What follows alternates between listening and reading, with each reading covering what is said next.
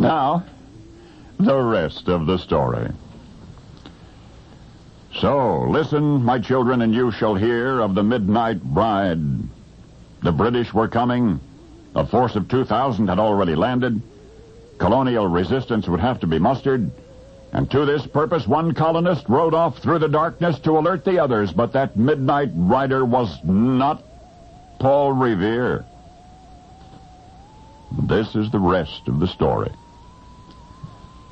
The town of Danbury was on fire. British troops had landed at Westport one spring evening, 1777. Their redcoat army had marched inland and Danbury fell. Homes were burned. Provisions and munitions and medical supplies were destroyed. Somebody had to get word to Colonel Ludington. His militia was desperately needed.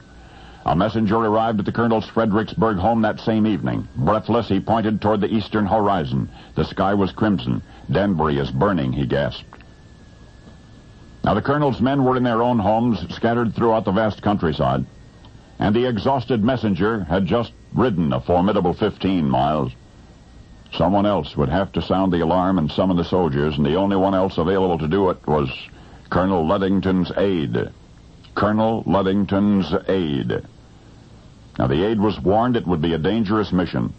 British soldiers may be encountered anywhere along the way. The area was also crawling with opportunistic outlaws who might kill anyone just to steal a horse.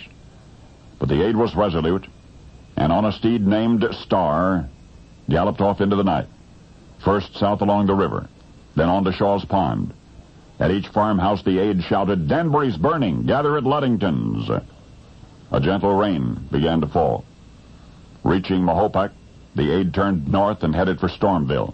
Some doors flew open at the sound of Star's hoofs. Other militiamen were sound asleep in their beds, but the cry that greeted them was always the same. "Danbury is burning! Danbury is burning! Gather at Ludington's!" It was raining harder now. At one point along the 40 miles of unfamiliar roads, the aide spotted several horsemen in the distance. There was just enough moonlight breaking through the clouds to reveal what looked like British uniforms, but the aide laid low until they passed and managed to return to Colonel Ludington's by sunrise. The American Revolution was then far from a sure thing. George Washington's army had already been defeated many times. Colonial courage was running low, and yet in the midst of this uncertainty, the midnight ride of Colonel Ludington's aide not only called an army together, but it rekindled the freedom fire in men's hearts. That rider survived the Revolution to be praised in Alexander Hamilton's own handwriting and to be visited personally by General Washington, who expressed his profound thanks.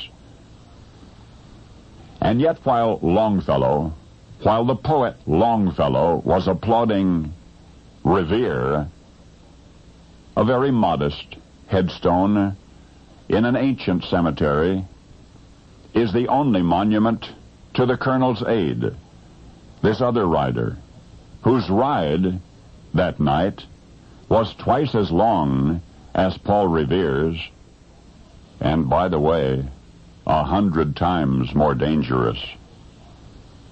And all the more remarkable because the midnight rider who called Putnam County to arms was also Colonel Ludington's